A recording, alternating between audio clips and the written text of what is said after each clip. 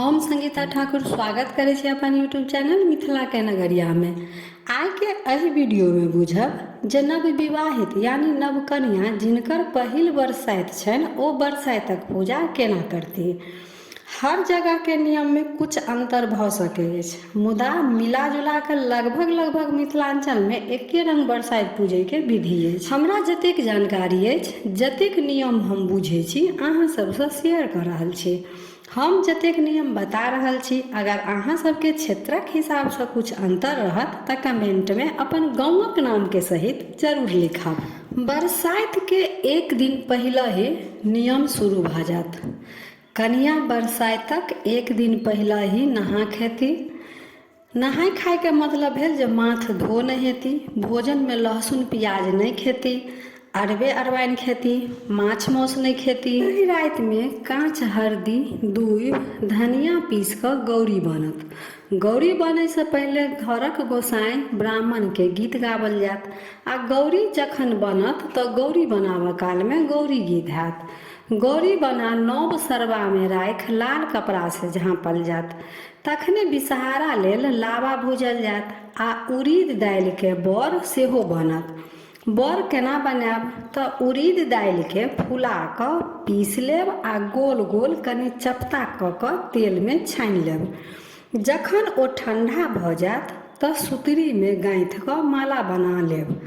ओ माला बहिनी में पहिरा देब। माला में 14टा बर रहत। बर गाँथा समय सुइया के प्रयोग नहीं करब, कोनो कटकी के सहारा ल सुतरी में गाँथि लेब। लावा भूज कर बीछ बना कर बहिनी में भर कर राखि लेब। सोन के गेरुली सेहो बना कर राखि लेब, जे जखन कन्या गाछ तर जेती तऽ माथा पर बहिनी रखे घड़ी गेरुली माथा पर रखती। फेर केचुआ बान्हल जाइ अछि। जखन कन्या कथा सुनै छथिन तऽ केचुआ कन्या के हाथ में रहै अछि। केचुआ हाथ में लऽ कऽ कथा सुनल जाइ अछि। केचुआ लाल कपड़ा में बान्हल जाइ अछि। केचुआ में धान धनिया हरदि सुपारी दूब सिंदूर के गद्दी पैसा सब दऽ कऽ एकटा लाल कपड़ा में बान्हि लेब। राति में जतेक गीत गाबऽ वाली रहती सब एहि बात के तेल सिंदूर हेतनि आ माटि के विषहारा 1-2 दिन पहले बना कर रंग ढोर कर राखि लेब। अतेक तैयारी बरसाइत के एक दिन पहले ही भ जात। बरसाइत दिन कन्या पूजा पर बैसे से पहले नहा धो सासुर के वस्त्र पहिर 16 सिंगार क तैयार भ जेती। गोसाई गीत भ गेला के बाद कन्या गोसाई गोर लाग खोइच लेती। अगर कन्या नैहर में छथि तऽ खोइच हुनकर सासुर से आयल रहत आ नहीं सासुर में छथि तऽ गोसाई आगू से खोइच लऽ कऽ गाछ तर विदा हेती। अगर बड़ गाछ तर जा रहल छी तऽ बहुत बढ़िया, आ नहीं तऽ अंगने में एकटा बड़क ठाढ़ि रोपि कऽ पूजा कऽ सकै छी। पहिल बेर नवकन्या लेल यह ठीक रहै अछि, कियाकि पहिल बेर बरसाइत में ब्राह्मणी आबि कथा कहै छथिन आ बहुत विस्तार से पूजा पाठ होइ अछि। आ बड़ गाछ तर आइ के दिन बहुत गोटे पूजा करै छथि तऽ ओतऽ पूजा करे में दिक्कत हैत। पहिल बेर अंगने में बड़क ठाढ़ि रोपि कऽ पूजा करे में वह बढ़िया रहत। तब कन्या खोइच ल माथा पर सोन के गेरुली राख बोहिनी रखती आ एक हाथ में साजी लेती। साजी में कन्या पुतरा रहत, एक गद्दी सिंदूर एकटा बियन सेहो रहत। एक हाथे माथ पर बहिनी आ एक हाथ में साजी लऽ कऽ गाछ तर एती। तब गाछ तर पूजा शुरू है। पूजा में गौरी आ साठिक नवेद पड़त। विषहारा के बोहिनी में जे लावा रहत वह लावा विषहारा के केला पात पर चढ़त आ बोहिनी में पानि भरि कऽ कन्या अपन बायां जांघ तर में दाबि कऽ रखती। पहले गौरी पूजा करती। गौरी नैहर आ सासुर दुनू जगह के रहत आ जे घर में गौरी पूजा करैत हेती ओहो गौर गाछे तर पूजल जात। तऽ तीनों गौरी बेरा बेरी पूजती। गौरी पूजे समय मंत्र सेहो पढ़ती। गौरी पूजे के मंत्र अछि, हे माँ गौरी महाभागे चानन डाढ़ि तोड़ैत देलहुँ, फूलक माला गुथैत देलहुँ, फूलक माला अहाँ लिअ आ सोहाग हमरा दिअ। यह मंत्र पढ़ैत 3 बेर सिन्दूर अनामिका आंगुरसँ गौरीके लगेती आ गौरीके लगा कऽ अपन माथमे लगेती। साठिक नैवेद्यमे फुलायल मूँग आ चना जरूर राखब। चेन्नईके दही सरबामे सेहो रहत।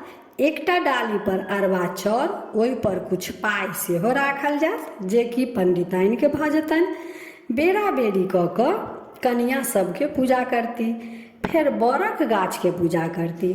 सब पूजा भेलाके बाद कथा सुनती। कथा सुनै घड़ी हाथमे केचुआ रखती। एकटा बरक पात तोड़ि माथ पर आँचर तरमे सेहो रखती। जखन कथा समाप्त भऽ जायत तब बहिनीके जे बरक माला पहनेने रहबै ओहिमे सँ बर तोड़ि कऽ एक बेर पाछा फेंकती आ एक बेर आगा फेंकती। जखन पाछा फेंकती तऽ कहथिन मोर दिअ आ जखन आगा फेंकती तऽ कहती बर लिअ।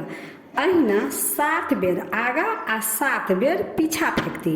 माथ पर जे पात रखने रहती ओहो बरक पात तोड़ि तोड़ि कऽ 7 बेर पीछा आ 7 बेर आगा फेंकती आ ओहिना फकरा पढ़ती। ताहिके बाद कन्या पुतराके बियाह करेती। बड़ा गाछमे 3 बेर घूमि कऽ धागा लपेटती, आम लऽ कऽ जल ढारती, बियन डोलेती, बर गाछके जाँतती, गला मिलती, सब नवेद उसरगि कऽ उठा लेती। फेर गोसाई गोर लागि कऽ अपना सब पैघके सबके गोर लागि कऽ आशीर्वाद लेती। ओहि दिन कनियाँ नमक नहि खेती, सूर्यास्तसँ पहिलहे मीठा भोजन करती। हुनका संगे 5टा अहिबात सेहो केला पात पर मीठा भोजन करती। बहुत विस्तारसँ तऽ नहि, परंतु जे महत्वपूर्ण नियम रहै ओ शेयर करैके कोशिश केलहुँ। आब एहिमे कुछ छूटि रहल हैत तऽ फेर बरसाइतक दोसर वीडियोमे सम्मिलित करैके कोशिश करब। तब वीडियो केहन लागल कमेंट जरूर करब आ नीक लागल तऽ लाइक शेयर सब्सक्राइब कऽ कऽ मैथिली भाषाके सपोर्ट जरूर करब। तऽ फेर उपस्थित होइ छी एकटा नया वीडियोके संग। ताबे तक जय मिथिला, जय मैथिली।